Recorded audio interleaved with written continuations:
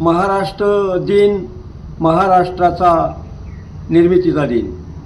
भारत सरकार आणि संयुक्त महाराष्ट्राच्या चळवळीमध्ये महाराष्ट्र निर्माण झाला.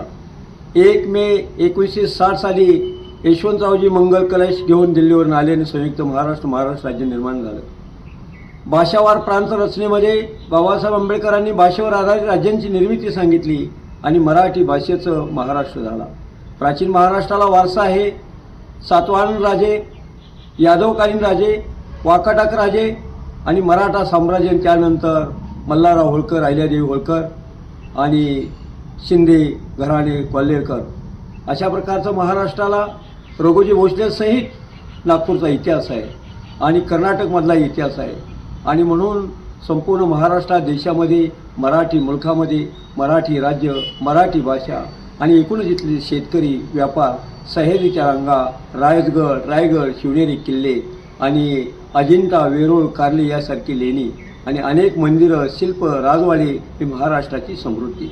महाराष्ट्राची सर्वसामान्य जनता, सर्वच त्यांचा पोशाख, त्यांचे खेळ, त्यांची ती सर्व संस्कृती आणि त्यांचे सण हे अत्यंत महत्त्वाचे आहेत. मराठी भाषा सर्व महाराष्ट्राच्या भोवती, गुजरात, मध्य प्रदेश, कर्नाटक ही बाजूची राज्य आणि मुंबईपासून ते गोव्यापर्यंत आणि मुंबईपासून ते मराठवाडा, विदर्भ, नागपूर या सर्व भागामध्ये मराठी बोलली जाते. मानदेशामध्ये अनेक साहित्यिक निर्माण झाले आणि ऐराणीमध्ये झाले आणि विदर्भामध्ये आणि वऱ्हाडी भाषेत साहित्यिक निर्माण झाले.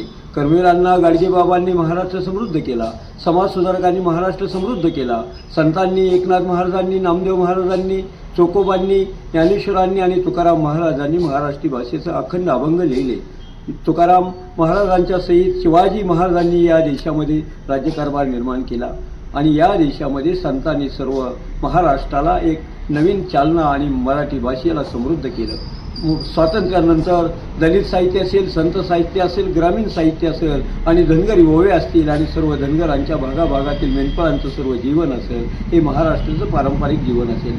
समुद्रावरील कोळी समाजाचं जीवन असेल, हे जीवन आहे. आदिवासी समाजाचं जंगलातलं जीवन असेल. रेगुल मराठी नागरिक म्हणून मुंबई, पुण्यापासून ते संपूर्ण देशामध्ये आणि जगामध्ये मराठी माणूस आहे. 2025मध्ये संपूर्ण जगामध्ये माहिती तंत्रज्ञान आहे. नव्या पिढीला, नव्या जगाला मराठी भाषेचं, कविता, कथा, कादंबऱ्याचा समृद्ध जीवन माहीत व्हायला पाहिजे. अहिल्याबाई होळकरांचा राज्यकारभार, शिवरायांचा राज्यकारभार मराठी मुलकासाठी श्रेष्ठ आहेत. बाबासाहेब आंबेडकरांचं ग्रंथ संपदा आणि ग्रंथ ज्ञानाची आवड मराठी मुलकाला, नवीन पिढीला समृद्धी आणि चालना, प्रेरणा, स्फूर्ती देतच राहील. आणि म्हणून मी या मराठी दिनाला, महाराष्ट्र दिनाला शुभेच्छा देतो आणि थांबतो.